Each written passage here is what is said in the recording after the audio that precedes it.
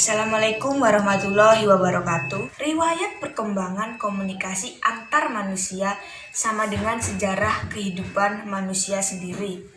Menurut Nordstrand dan Favis tahun 1973, ada 4 titik utama dalam sejarah komunikasi manusia, yaitu yang pertama, ditemukannya bahasa sebagai alat interaksi tercanggih manusia.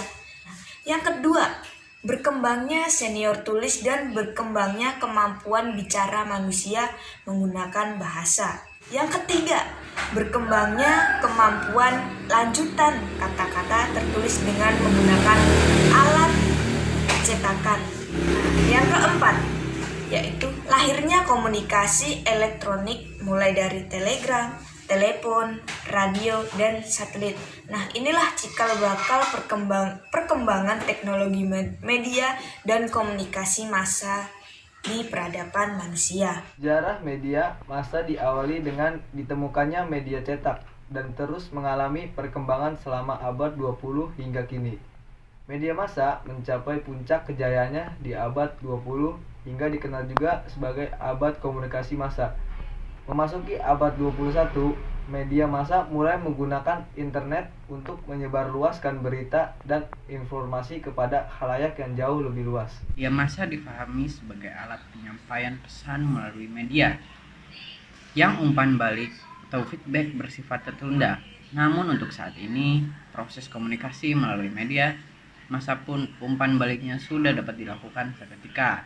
Hal ini dapat ditemukan melalui acara interaktif di TV atau melalui media online. Ada beberapa pengembangan yang dapat dicermati berkat dengan kemunculan berbagai media baru dewasa ini. Perkembangan yang terkait dengan teknologi informasi dan komunikasi dan perkembangan konvergensi teknologi yang dapat menyebabkan lahirnya berbagai jenis industri media baru, baik media cetak maupun elektronik. Handphone yang sangat populer pada awalnya hanyalah alat komunikasi pengganti telepon yang memiliki keunggulan dari segi mobilitas, praktis, dan mudah dibawa kemana-mana. Namun, HP jenis terbaru kini tidak cuma sekedar alat untuk berkomunikasi atau saling berkirim SMS, melainkan memiliki fungsi yaitu jelajahi internet, mengirim dan menerima email, menerima dan mengirim berita, bahkan menerima siaran televisi. Kesimpulannya, saat ini kita hidup di era yang unik dalam peradaban manusia, yaitu era media massa. Terutama pada era media elektronik seperti sekarang ini. Media pada hakikatnya telah benar-benar mempengaruhi cara berpikir, merasakan, dan bertingkah laku. Kita masuk ke materi yang kedua, yaitu mengenai konseptualisasi dan ruang lingkup sosiologi. Nah, komunikasi interaksi sosial dalam berkelompok dan bermasyarakat, menurut Habermas, menyebut sebagai tindakan komunikasi, tidak lain merupakan perspektif sosiologi. Perspektif itu pula menjadi objek pengamatan sosiologi komunikasi. Fokus interaksi sosial dalam bermasyarakat adalah komunikasi dan melahirkan studi integratif serta terkait satu sama lain, sehingga melahirkan studi interaksi sekaligus juga sebagai ruang lingkup dalam studi sosiologi komunikasi. Yang pertama yaitu sosiologi. Kata sosiologi adalah berasal dari kata sophie yang berarti bercocok tanam atau bertanam.